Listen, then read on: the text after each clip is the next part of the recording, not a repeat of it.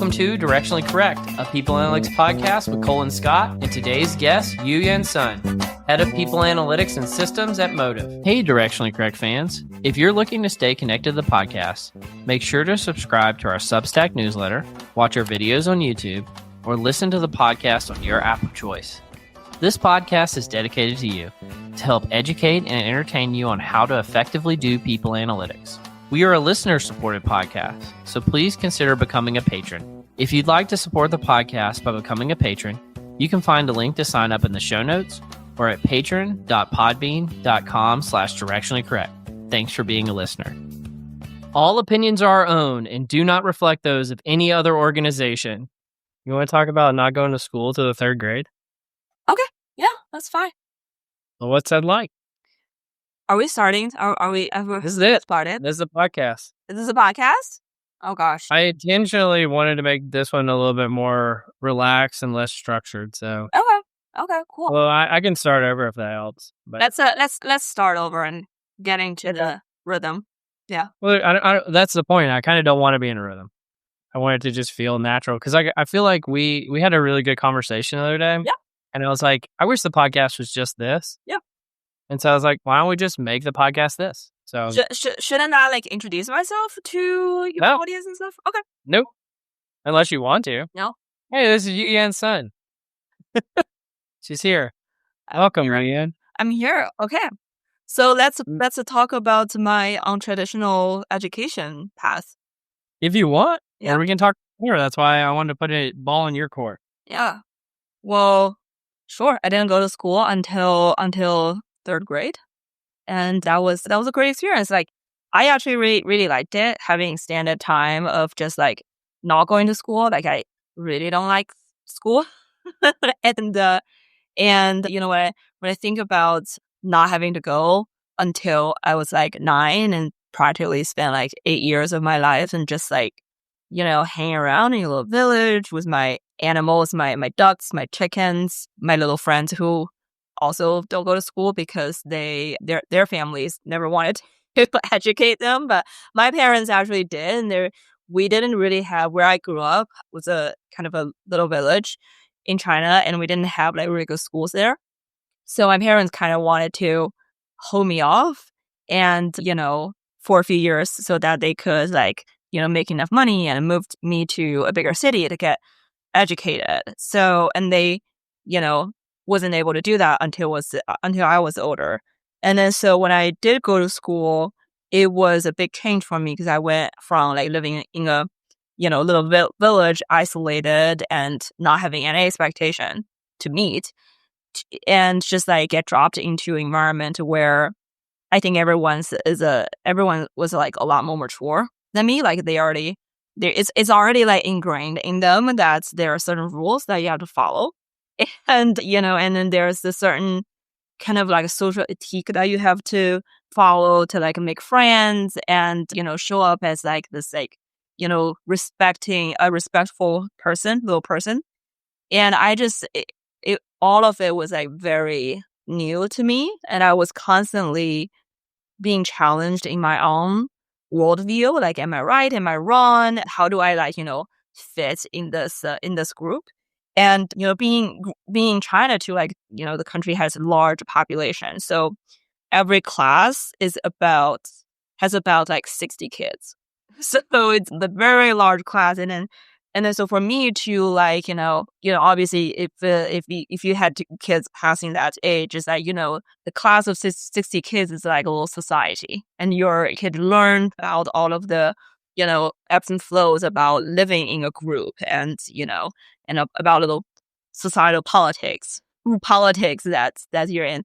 I was new to all of that, and my coping mechanism was very observation based, right? So I kind of observe how other people act, and I learned to kind of just hold my own thought. I hold back on what I'm thinking, what I wanted to say, how I wanted to act, and to say how other people are reacting in this situation. And I think I just learned to cope that way for many years. And I think, that's probably if I really like dig into my past, like that's how I started developing the skill sets for people analytics, which is like pattern recognition in human behaviors, right? And really try to make sense of that behavioral pattern. Why are they acting differently towards like this teacher versus another one? Like, what were the personality traits that make you popular in a group? So that kind of stuff really intrigued me, and yeah, and that's how I got started. Do you feel like an outsider? I do feel like an outsider, like a lot of times. I think there was a period in my life that I didn't feel like an outsider. And then, and then I came to America. Mm-hmm. I came over in 2010, and I felt like an outsider ever since. And I think, maybe the recent years is it's been 15 years since I lived here. Maybe the last like 1 or 2 years, I stopped feeling like a complete outsider. And I think now I feel like maybe like 20% of an outsider still. What do you think changed?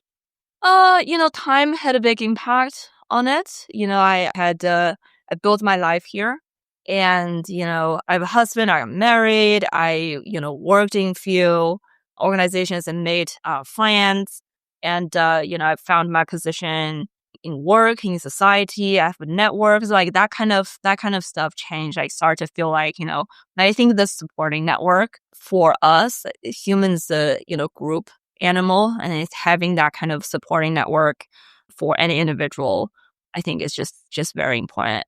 But yeah, I still don't know. Like, people ask me, where are you from? I used to always tell them, oh, I come from China. And, recently I started to say, I live in Atlanta. And I'm hesitant to say things like, oh, I call Atlanta home, because it doesn't feel like a home to me. And I don't think anywhere feels like a home to me. Does the people analytics community feel like a home? No. Does anybody call a profession home? Weirdly, I think actually some people do. Really? But I can understand where you're coming from. Yeah. It may not feel that way. I mean, I do like people analytics. I often reflect on how I got in the field and question, like, how did I just get into this random field and just fell in love with it? Yeah. If I had fell into another field, would I, equally love it? Like, is it really just about me loving something that I do, that I devote my time to, or is it really this is the right field, the right calling for me, and I just found it serendipity. Yeah, like let me build on that, Yeah. because like I think in some ways we share this notion of, what if you figured out that you were naturally very observant of human behavior and you happen to be overly analytical at the same time? Yeah. What professions might actually reward that kind of predisposition? Yeah. I think people analytics is where it's at, Well, or you can be, like a life coach, a therapist. Sure. Yeah. And so can everyone else. Yeah. But the thing is, like, I think not everybody can do people analytics. That's true. That's true. Yeah. What do you think are some special attributes Of people analytics or you? people who are good at, people analytics? Well, I think this is why I was building on what you were saying is, I think there's some people that just do this to do this. Mhm. And I don't think they're naturally predisposed to it. And Yeah. frankly, I think those people are usually the ones that really take to like building dashboards and just like, I'm really good at building dashboards. I'm really good at running SQL queries. Yeah. Like, great, but you're not necessarily good at people analytics. You're just building a skill that seems to be transferable to multiple fields, which there's nothing wrong with that. Yeah. Yeah. Right? Whereas others who are like, this is something that I truly understand at a deep level. Yeah. And these tools and these mechanisms are just pathways for me enacting, trying to understand that and influence decisions in the real world. Yeah. That to me is qualitatively different. And I think that's a really good point. For me, when I've met people analytics, when I got to know it as a field, it really felt like something that answered my questions. It's some kind of, it's an answer that I had been looking for that I didn't know I was looking for. I think I remember it was like, around 2015, my first job being kind of a line HR kind of role. And I, started reading stuff about people analytics. And I realized that's something, I didn't know existed, a tool or set of tools that I didn't know existed that could answer a lot of questions that I couldn't answer about myself, right? Why a certain group of people, why two people who work in the same environment diverge in their choices of decisions in reaction to the same event? Like, I was fascinated about that question. I couldn't answer it. And I realized that Qantics provides me with the tools and the insights to be able to answer that question at large. So I think it does fulfill some kind of, a need that was deeply embedded in me. That's fascinating. What need does people analytics fulfill for the world, for the businesses we work for the organizations we support? Yeah. I think I think the need is to be able to make good decisions about this huge investment that you've made as a part of your business. And I think the fact that I would always love to someone to enlighten me why we as a field is so new. Because I think that given the expanse of people in any organization, business owners should have been asking this question long time ago about how to better utilize this part of their investment, right?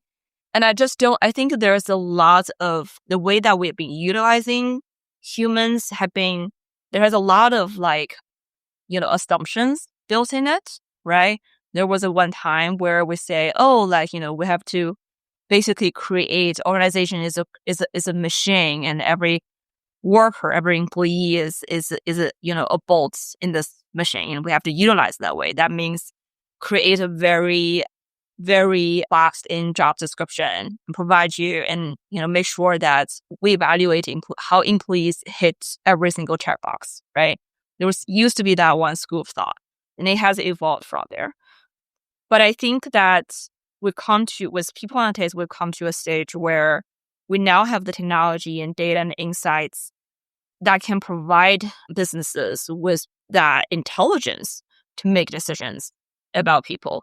And not doing that is almost as if you're making a complex life decision, like purchasing a property, as your primary home, and you're not considering the needs of the people who live in it. You're not considering how many people, how old they are, what their preferences. You don't really care about it. You're just wanting to, buy a house in that provides you with the best ROI possible. And that's not going to work out. Do you think you can learn about how to do people analytics on LinkedIn? Do I think I can learn about how to do people analytics on LinkedIn? Yeah. It's a great question. And that's a tricky one. I think that's how I learned about people analytics was on LinkedIn.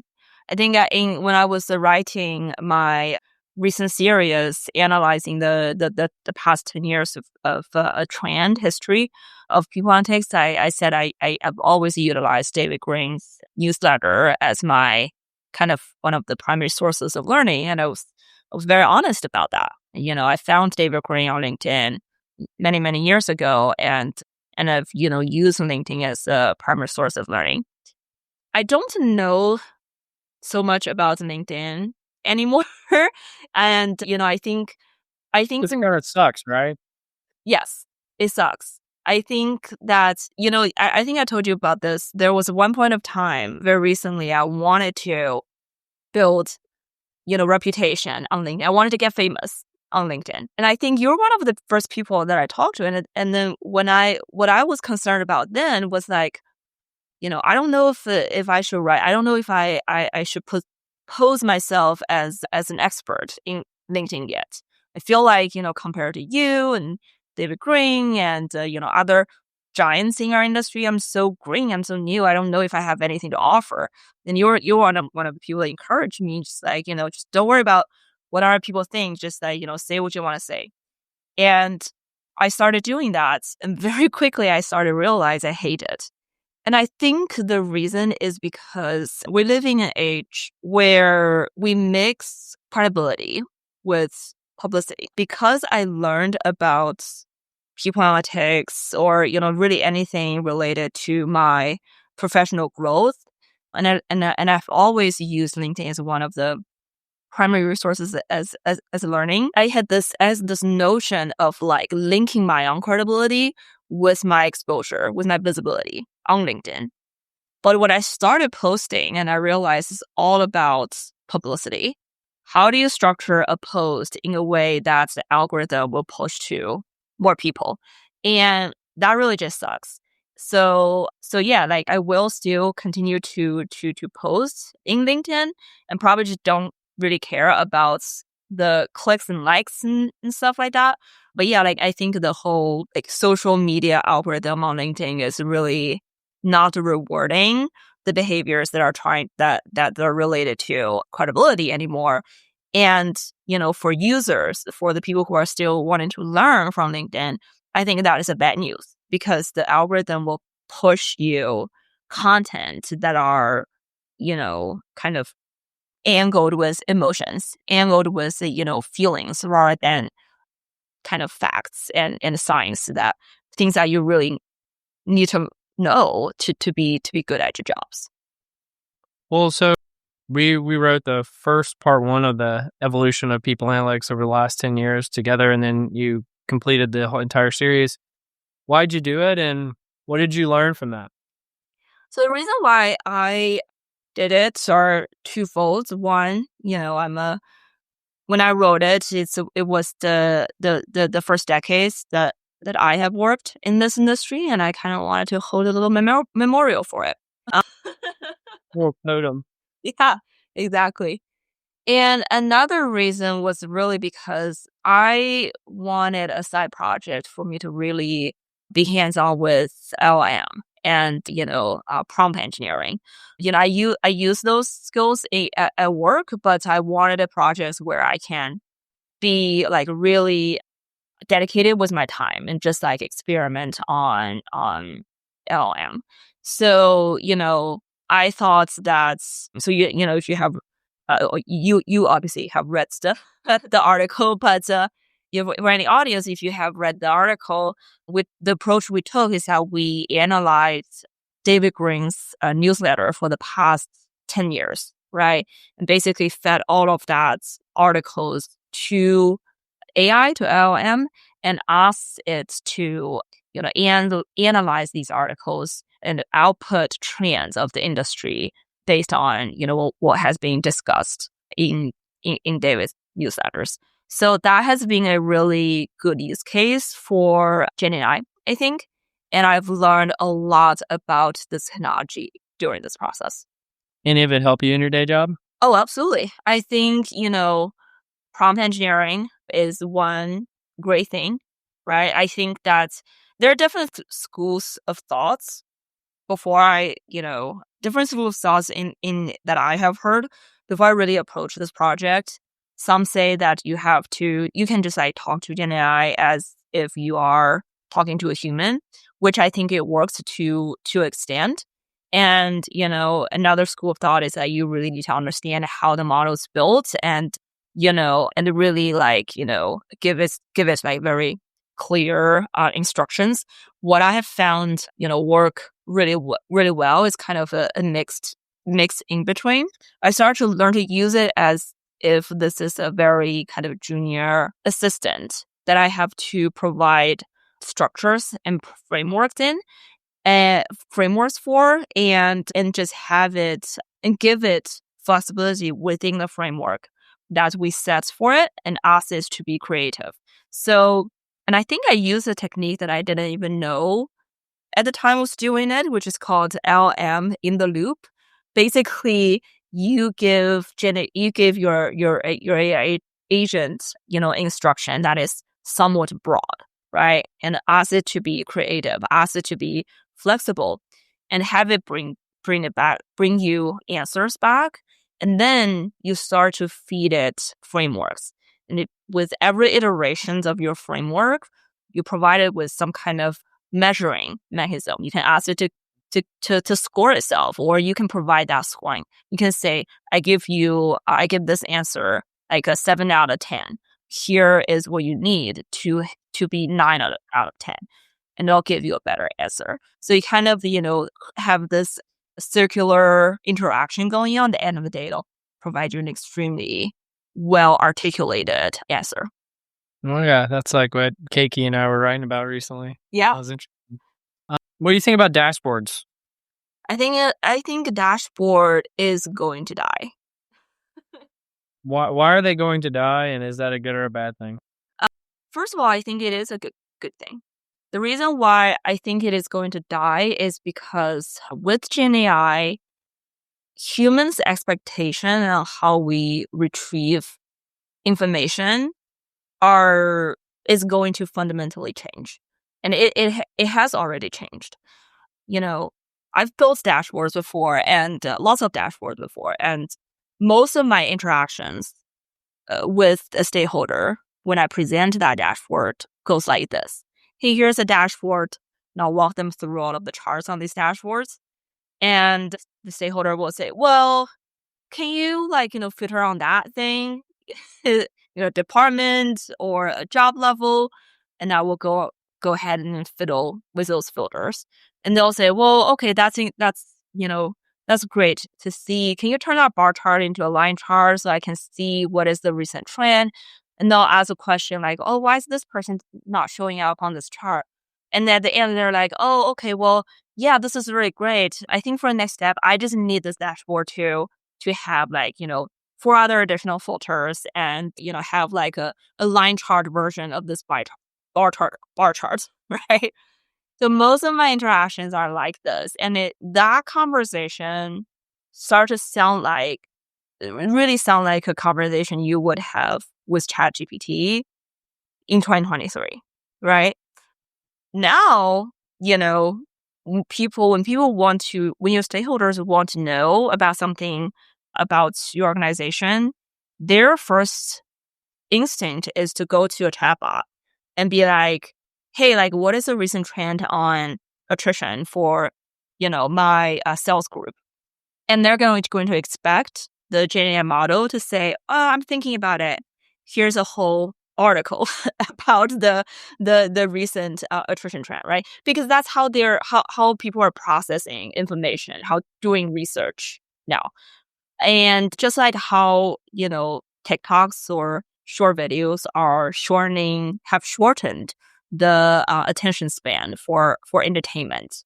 Now you're gonna it's gonna be hard pressed to find any kid, in a Gen Z or any generation after Gen Z, I don't even know what they're called, to be really interested in kind of watching a film or several films in an afternoon anymore. When I was a kid, we used to have movie marathon weekends with my friends.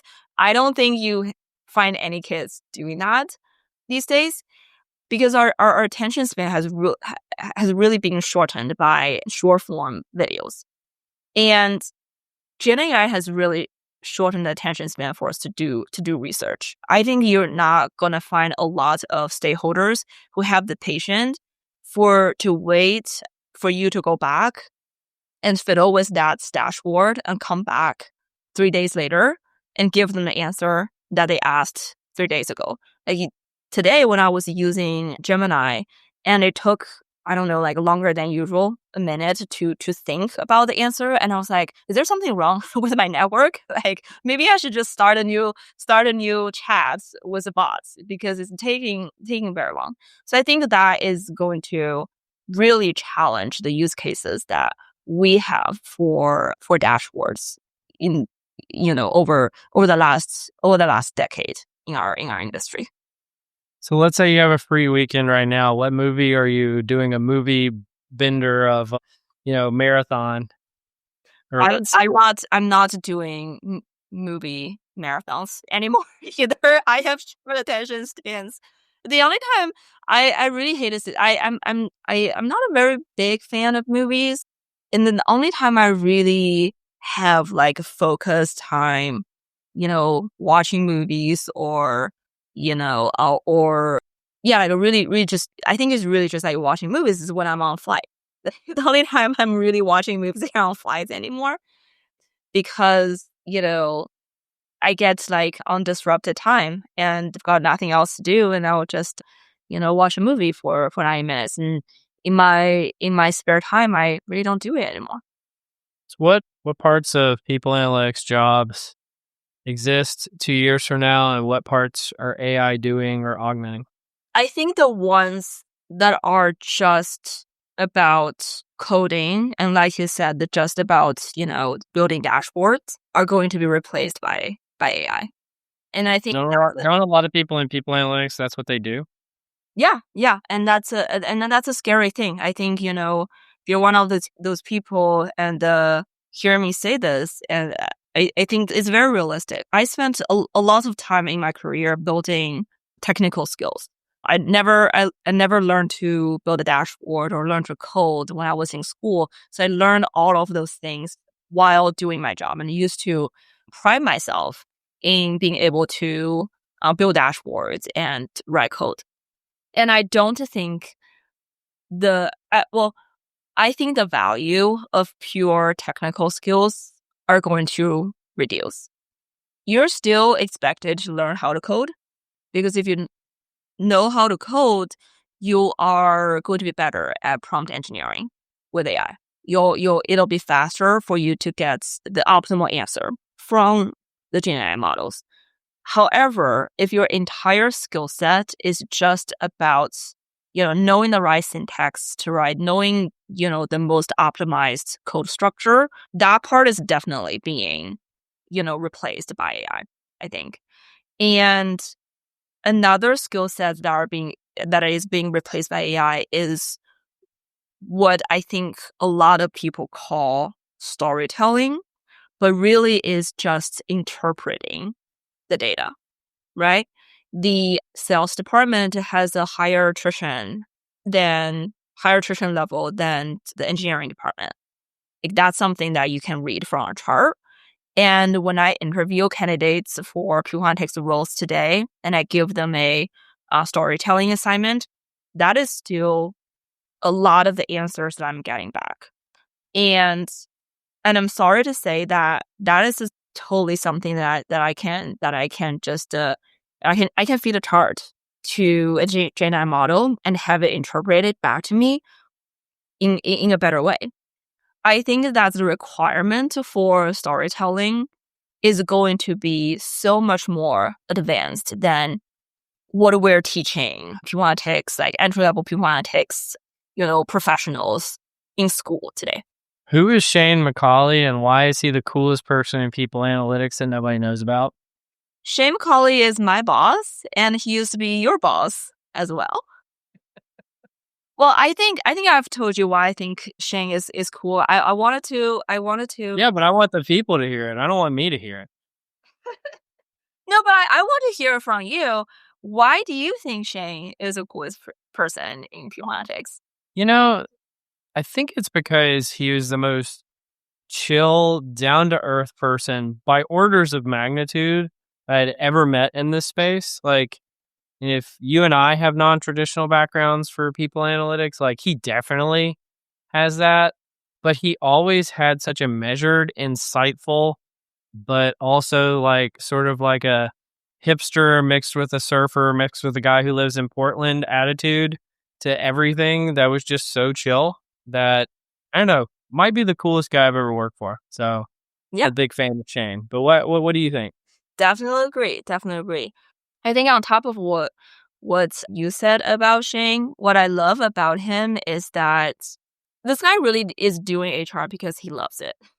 And I think it's hard to find this kind of. He has spent many years in HR, and still after all of the ups and downs and ebbs and flows, and still really truly believe that HR has an immense value to add to any organizations. I think it's hard to find. Do you believe HR has an immense value to add to organizations? I do. Right. And I don't know if I would still believe it, 20 years from now. But at this moment, I definitely do. And I think if I didn't work in people analytics, I would probably not believe it as much as I do today. Really, like when I'm thinking about the analysis I did on the past 10 years of trends, one of the biggest insights that I had from that work is we're just getting started. People analytics grew up in an era with explosive technological development. So a lot of our quests, almost I would say like had been distracted by technology. When we were still in the infant stage, we had already been like, talking about, all of these like technological disruptions. So we started to build all of these like dashboards or, network analysis, skill-based, like every couple of years or even every single year, there's a new kind of like a keyword, like something that everybody's spitting. Buzzword? Yeah, the new buzzword. Exactly. Thank you. Every single year, there's a new buzzword about people analytics. One year is like, data democratization. Another year is skill-based organization. And another year is, like Gen AI. Like every single year, there's a new buzzword. We've not really spent enough time to really think about what is the value that we need to add and we can add to the business. So being able to find that balance is really important. And I really like 10 years sounds like a long time, but I think because the potential we have for this field and because of the distractions that we got from the explosive technological development over the last decade, I really think that we have a long way to go and a lot of potential to still to realize in basically our true value proposition, which is to provide, decision intelligence about people to organizations. You now are not only doing people analytics, you have HR technology as well. What part does it play in this equation?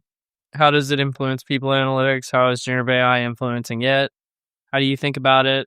Yeah. What were your thoughts? Yeah. So I started taking over HR technology at my current organization earlier this year. To my surprise, I thought it was going to be, about learning the tools and, know how everything works and, keep it moving for some time, right? However, almost immediately we start talking about how we can replace a lot of these functionalities, these current functionalities with Gen AI technologies, which I think is like, again, like we live in such an era of explosive technological development. There's not so much, there's almost an undertone of like, oh, let's make a leap forward and just think about how we can embed AI in all of this and don't care about the functionalities or technology that are going to be obsolete in 2-3 years down the road anyways. Well, so what's the HR tech stack of a forward-looking company in 2 years from now? Or just the people analytics tech stack of that? I think HR tech, people analytics tech stack, the same, I think is one that is going to be hyper integrated with Gen AI, right? In every Or does a people analytics vendor exist? Does an HCM exist? Does an ATS that has people analytics functionality exist? Is it just everybody's plugging into big one Gen AI tool that does everything for them? What is it?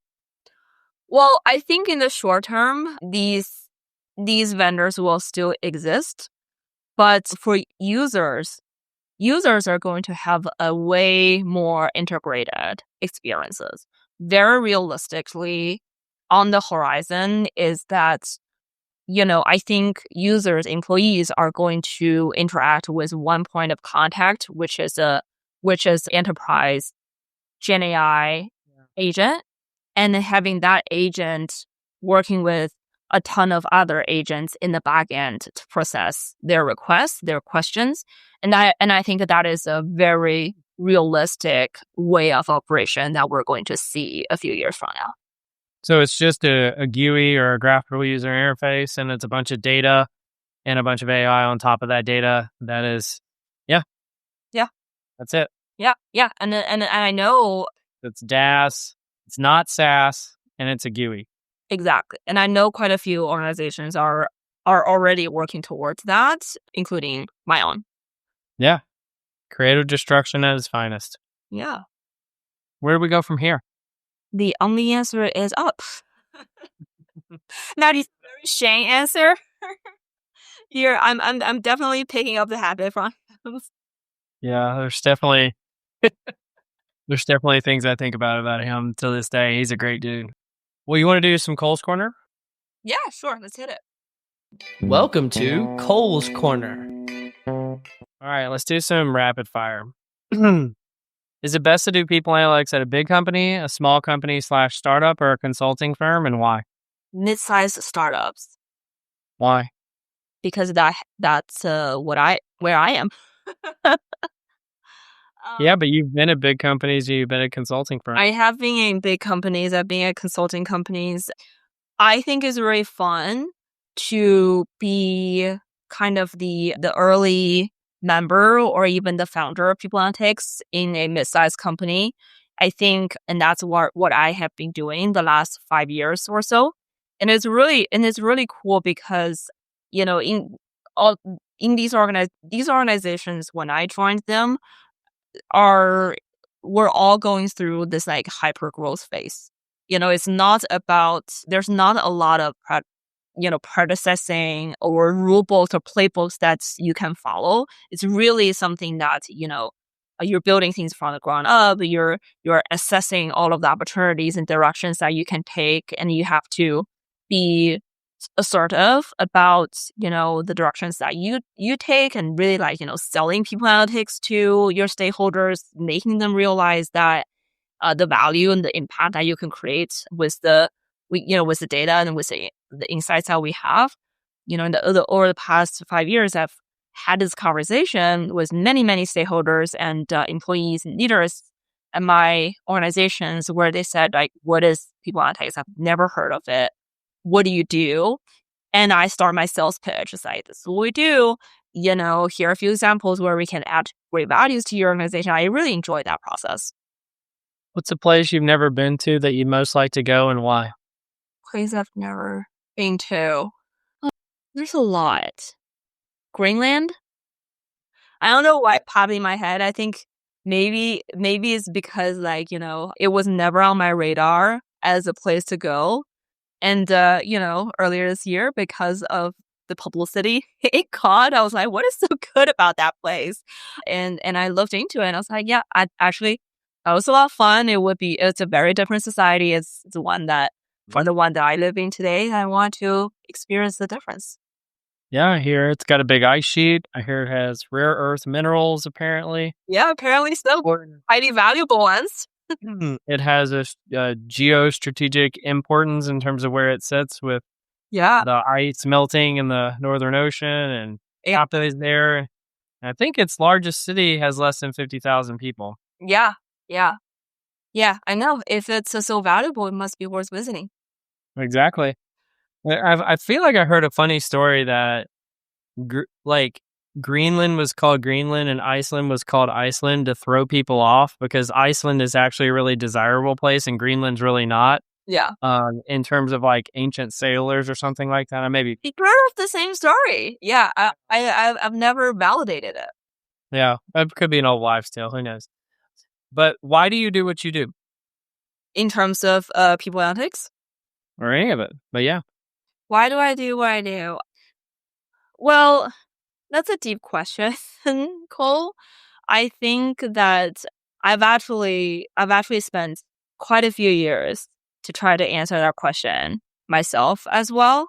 We talked about me growing up in China, which is, Chinese culture is very different from, American culture in terms of your kind of the personal pursuit of life goal.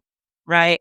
Culture of which that I grew in, there's not as much emphasis on what do you want to do as an individual, but a lot more emphasis on, you know, you need to do this for your family or the people who care about you, the people who placed expectation onto you. And that kind of was the cultural norm and social norm. And, the recent years after, obviously after living in the American culture for over a decade, this is a much more individualistic culture. I was influenced to start really think like, what is my personal need? Like, what is it that I would like to fulfill? And I think that my answer at the end of the day does not drift too far from, what I was, expected. But I really just, thinking about it from a different perspective.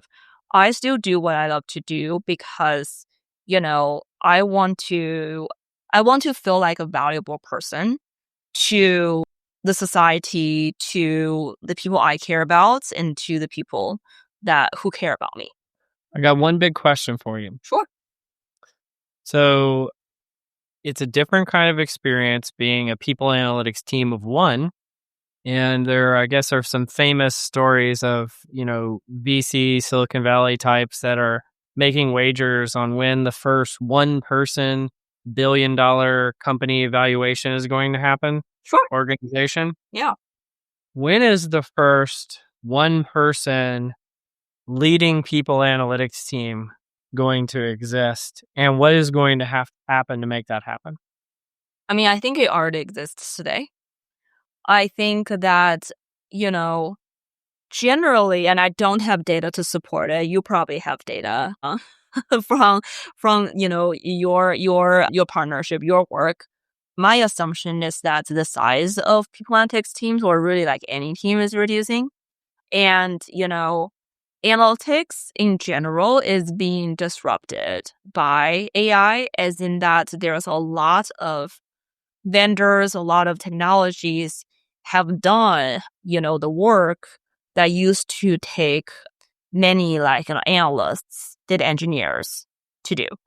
And the one-person team would then focus on utilize these technologies and, to create insights and data stories that drive, impact for the organization.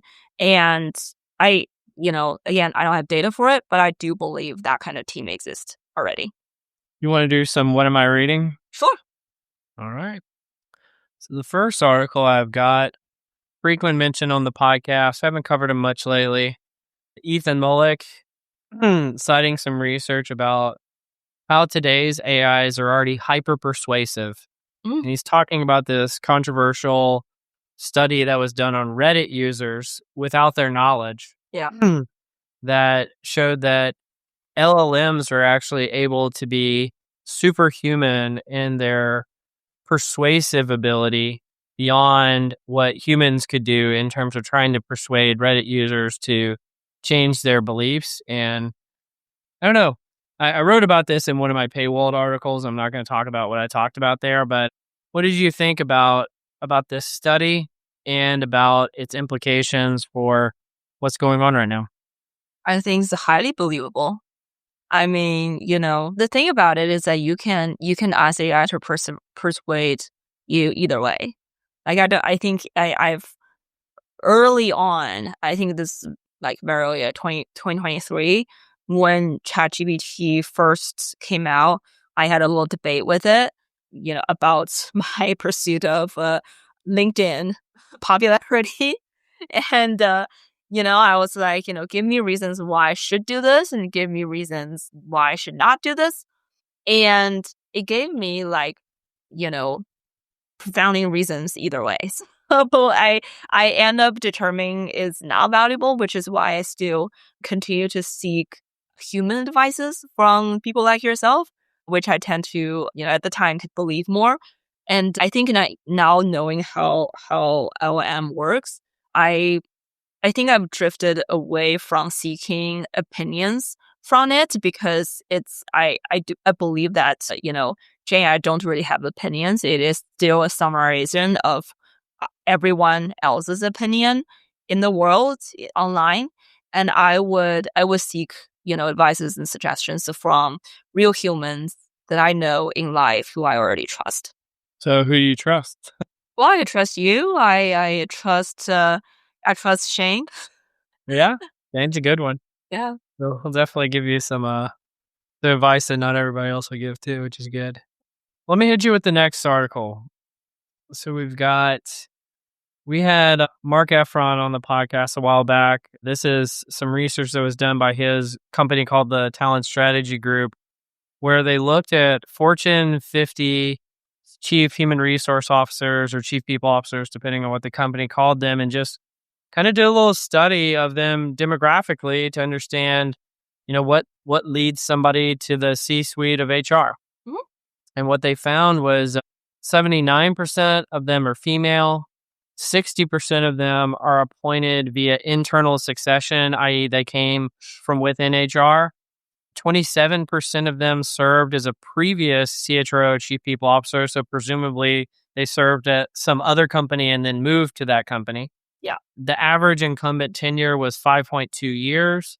12.5% of them had no HR experience prior to the appointment. Yeah. And 48% of them had a role in their career outside of HR prior to being the CHRO. What did you think about this one? The first stat gave me a lot to think about because I think when I started my HR career 10 years ago, I read a gender study on CHRO roles that had very similar data than this. And I wonder how many of these female CHROs are the only female C-suite in the entire C-level team. And what does that feel like for them, right? And it's sad that we haven't really been able to achieve gender diversity, gender balance at our leadership level, at our executive level in organizations at large, despite the pushes from many, many HR professionals like myself. So, I think it's great that we are, the females take the seats for CHRO roles more than other genders. However, if you look at the gender stats in any other C-suite role, it's probably like much less, which means that you're going to be the only gender diverse executive on a very non-diverse team, and it creates a lot of challenges for your work. And I'm saddened by that. Wait, what about this from a people analytics lens? How do we support these type of leaders effectively? Just like all type of leaders, I think that a big part of our work is D&I analytics, right? And I know this phrase today is I heard that was against the law now. I heard it's against the law. I heard it's controversial.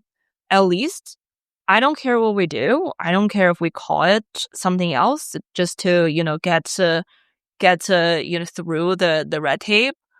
I think we need to continue to pursue that work because at some point it is my optimistic belief that at some point it's going to be legalized again. and if we stop here, we would have lost a lot of the investment and efforts that we've made. I don't know if you know about this. So in China, obviously we had, it is a society where we had thousands of years of tradition of prioritizing the male genders. And it doesn't mean that feminism did not develop at all during the thousands years of history, right? At one point of our history, women had developed our own language to communicate, to get past the regulations of education, schooling, economical activities, right? And when I'm thinking about D&I, it's, even though this piece of work is suppressed right now, I think, as resilient as we are, we still need to continue to push for this stream of work, continue to, nurture it in organizations that are forward thinking, that do care about equity, diversity, and inclusiveness. And when when we're in a future stage, we can look back and say, despite all else, we still made progresses. Yeah. All right. The last article I've got, we used to cover his stuff quite a bit. I haven't seen many things he's published lately, so I don't know if he's publishing as much, but Dr. John Sullivan has a blog, and it says, which employees add the most value? And so he kind of talks about how you identify HIEs, which he calls high impact employees, and then goes about quantifying some of the value that they produce for organizations, how to maximize. If you want your business to perform its best, you should place your HIEs into HIPs, which are high impact positions. So get high impact employees and put them into your high impact positions. And then if you want to maintain high levels of impact within these roles, obviously prioritize the filling of high impact jobs, widen the reward differential between top and bottom performers, act proactively to retain your high impact employees, and maintain your impacts by facilitating targeted internal movement. So being kind of more heavy handed about moving these employees around. What did you think about this article? I'm supportive of it. I think it said all the right things. But, like a lot of articles that are about, best practices or methodologies, it is easier said than done, right? I think that, I've worked at many organizations that had a goal of, using a data-driven process or approach to identify high potential employees, high impact employees, right? And that is, it's always a fun type of project, but requires a lot of alignment within your organization in terms of how you are thinking about measuring, quantifying skill sets and competencies and impact, which is not always easy to do. What do you think about the component? Because I think everybody understands you need to know who your high impact employees are. Mhm. And then I think everybody understands you need to know your high impact positions. Mhm. And then I think where you lose a lot of people is what it seems to proclaim is like basically, and then once you figure that out, play favorites and pay unfairly. Which I remember in Laszlo Bock's Work Rules book, which was very popular a while back, he has a chapter called Pay Unfairly. Mm-hmm. And we've had some guests on the podcast who have talked about the number one reason why people rail against this is when you start to differentiate pay and you start to differentiate preferences for certain people in their career. So some people's careers get accelerated while others don't. Yeah. To your point about DEI earlier, Yeah. that actually has a strong relationship to why some people have railed against it as well, Yeah. is the perceived unfairness of it, whether it's real or perceived, doesn't matter. Yeah. What do you think about that, and how does that play out in the real world?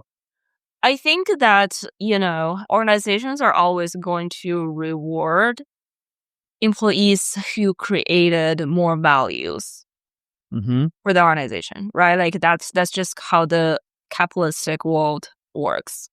The tricky thing about it is really equity and fairness.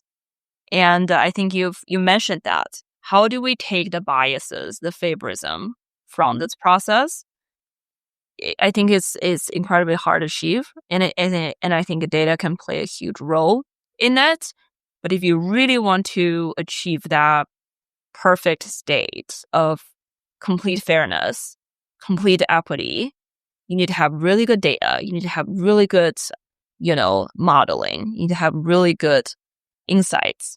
You need to have people analytics team who places ethics in the center of their operations and really be the one that serves up, intelligence and insights that are centered around ethics and do no harm mantra. So it is. I do think it's a perfect state that is a North Star. We can't get there, but it'll take time. Yeah. One of the things I think about sometimes is how the word equity, I think they should figure out a new word. And the reason why is because the word equity has 4 definitions. And therefore, when people talk about it, it's always like this game. I'm trying to figure out which definition are they talking about. Yeah. And so there's like equities, which is like another word for stocks. Yeah. Right. There's equity holders, like people who are owners of the company. Right. Yeah. There is equity in the sense of like equity theory from academics, who is like, are your rewards proportional to your inputs? And then there's like equity, which is kind of like the equality of outcome or fairness components that people talk about. Yeah. Yeah. And I think sometimes there's actually strategic ambiguity there when people are talking about it, because they just want to be able to say whatever they want. Yeah. But if you're actually trying to have like a real above board conversation about it, I think you have to define your words and terms, and maybe we should need a new word there. Yeah. And I think that's what's throwing people off. Yeah. Maybe we should. I don't know. Like, do you speak any other language with something that we can steal? Do I speak any other languages? No. I'm very American in that sense. But do I know of another word? No, also no. I mean, it was the weird thing is when I was in graduate school, we learned a ton about equity theory. All right. And then when I came out into the real world and DEI became a term, I was like, oh, that's what they're talking about. Yeah. And then I figured out, like, I was like, oh, sometimes that's what they're talking about. Yeah. Yeah. And there was like, oh, there's like some words and terms games that are always going on. And me being the person I am, I'm like hyper literal. And so I'm like, I'm always confused by this stuff. So, yeah. Well, regardless, how did you feel about this one? Does this have a different feel today? I think you listen to the podcast sometimes. What did you think about this episode? I think it's been great. I mean, it definitely met my expectation of what a good podcast is. I think I told you I don't listen to a lot of podcasts. It has, for me, I like I like a very efficient way of information. I'm the one who's like, getting impatient with the AI now. That is now taking like more than a minute to be thinking about something. And I'm like, oh, that's a simple question. Think faster, AI. So, I think podcasts had been in a lot of podcasts that I listen to, my biggest criticism is that it's so slow for me to retrieve and process information, and it's just not a very dense communication, kind of a tool. But I understand podcasts for a lot of people is like kind of a background music, right? Like you're playing in the background while you're doing driving or doing house chores. So I definitely I've thought that if I've ever get on a podcast, I wanted to be a good background background noise. I wanted it to be something chatty, something casual, something fun, and I think we've done exactly that today. What do you think? Well, one of the things I was thinking about as I was prepping for this, I was actually looking forward to this episode, and I haven't felt that way in a little while. And I know in prepping for this and getting to work on the article with you, I don't know, there was this moment that stuck out to me, and that's one of the reasons why I was really looking forward to it. Is I remember talking to you and being like, "We're cool. Like, you're a part of the community," and I think you always felt like an outsider. Yeah. And I wanted to give you a chance to kind of like authentically express yourself. Yeah. Because I think you're a really cool person. And I think you're, whether you want to be LinkedIn famous or not, like I think people should know who you are. And I think you're doing really great work. And so just want to have a chance to talk about that today. And again, it probably had a different tone and a different feel than a lot of our episodes, but it was what I wanted for you. So hopefully you liked it. I appreciate it. I really enjoyed it. And I want to kind of, throw the opportunity back to you too, Cole, because you're one of these people who had a lot of influence on me in this industry. And, I think when we first met, you told me, oh, I'm a cynical person. More, not wrong. It's not wrong. And And I love that side of you. But you've actually taught me some great lessons, not just about people analytics, but in life as well. And I think you mentioned before that not a lot of your guests or people you talk to want to hear those life lessons from you. So I wanted to give you that opportunity. What is a life lesson that you want to share? Well, I got nothing right now, but the thing I think I've been thinking about a lot lately, which is kind of adjacent to this, is what I call Cole Napper versus Cole Napper TM, right? And the podcasts, the newsletters, I do a lot of other stuff through my work too, where like webinars and speak at conferences and stuff too. And I realized it a while ago, but it's actually really been weighing on me a lot recently, is people know me for a persona, but they don't know me for me. And that's weird to say because some people have spent, 50, 100 hours listening to me and they feel like they really know me. But I realize that they know Cole Napper TM. They know a persona. And one of the things that I kind of actually have a little almost like resentment for is like you've gotten to know like the real me, like the cynical me. And the cynical me doesn't actually show up that much on the podcast. Yeah. And so I think I appreciate you saying that. And I don't know. I think there's a part of this where people really feel like they get to know you, but they don't. Yeah. And I don't know. Wanted to have kind of a real episode today, and I might lean into this a little bit more as time goes along because I've been thinking a lot about like how can I switch this thing up because frankly I've been getting kind of bored with how things have been going. And it's not that they're bad, and it's not that our guests are bad. I think they've been great. Everybody's been great. Yeah. But it's just like I've been thinking a lot about like why do I even do this? Yeah. Right? Yeah. Like, why even give people a platform? Why does this even matter? Yeah. And I think a lot of it needs to come back to like I need to be getting enjoyment out of it first. Yeah. And a lot of the things that are going on right now about feeling like I'm a persona, not a person, hasn't feel good. And I'm kind of tired of it, frankly. Yeah. And so I think I'm gonna need to change some things up. And so I don't know, I appreciate you being here and kind of being a part of that discussion because I know we've talked a little bit about that offline. And yeah, thank you for doing this. Yeah.